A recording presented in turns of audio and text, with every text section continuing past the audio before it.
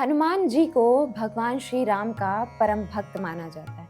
वैसे तो हनुमान जी के 108 नाम हैं, लेकिन क्या आप जानते हैं कि उनके नाम के पीछे एक अनोखी पौराणिक कथा है।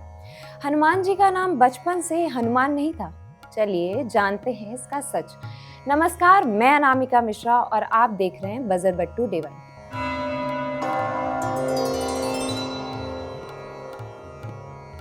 भगवान हनुमान के कई नाम हैं, लेकिन हनुमान का वास्तविक नाम अंजनी पुत्र माना जाता है। पवन देव वायु के पुत्र, जिन्हें पवन पुत्र भी कहा जाता है। हनुमान जी को कलयुग का देवता कहते हैं। माना जाता है कि इनकी पूजा करने से कई तरह के संकट दूर होते हैं और मन चाहे फल की प्राप्ति होती है। ये सब तो हुई पूजा पाठ की बात, लेकिन हनुमान जी के बहुत कम भक्तों को ये पता होगा कि बचपन में भगवान हनुमान का नाम मारुति नंदन हुआ करता था। लेकिन क्या आप जानते हैं कि हनुमान जी का हनुमान नाम क्यों पड़ा? पौराणिक कथा के अनुसार एक दिन मारुति नंदन को बहुत तेज भूख लगी।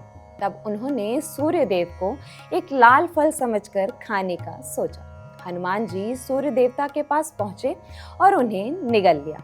बस फिर क्या, सूर्य देव को मुक्त कराने के लिए देवराज इंद्र ने वज्र से हनुमान जी के मुख पर प्रहार किया।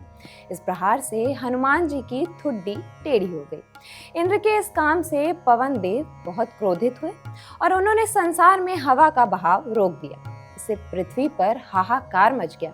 इसके बाद सभी देवताओं ने मिलकर पवन देव को समझाया और शांत किया, लेकिन देवताओं के वरदान के बाद भी हनुमान जी की ठुड्डी टेढ़ी ही रह गई। इसलिए उन्हें हनुमान नाम दिया गया।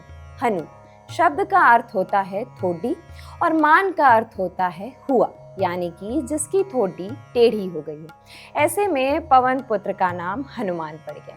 सभी वरदानों के बीच हनुमान जी को एक श्राप भी मिला। जब हनुमान जी ने सूर्य देव को फल समझकर खा लिया, तब कई शक्तिशाली ऋषियों ने हनुमान जी को श्राप दिया कि वो अपनी जादुई शक्तियों जैसे उड़ने या अनंत काल तक विस्तार करने की क्षमता को भूल जाएंगे, तब तक कि उन्हें उनके इस गुण के बारे में याद ना दिलाया जाए।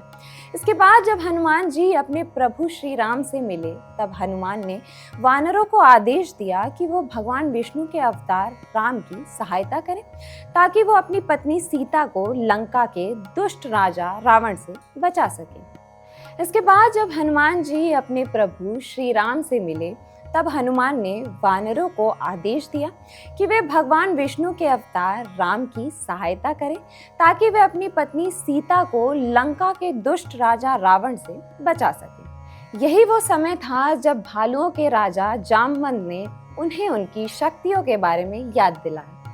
और फिर हनुमान की पूंछ में लगन न पाई आग, लंका सिगरी जल गई, गए निशाचर भाग। हनुमान जी ने एक ही छलांग में भारत और लंका के बीच की दूरी को पार किया, और जब उनकी पूंछ में आग लगाई गई तो उन्होंने उस आग का उपयोग पूरे द्वीप को जलाने के लिए किया। हनुमान जी का नाम हनुमान कैसे पड़ा? ये कहानी हमें बताती है कि हनुमान जी कितने शक्तिशाली थे।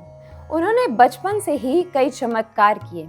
हनुमान जी की भक्ति और शक्ति का वर्णन कई ग्रंथों में मिलता है। जय श्री राम, जय हनुमान।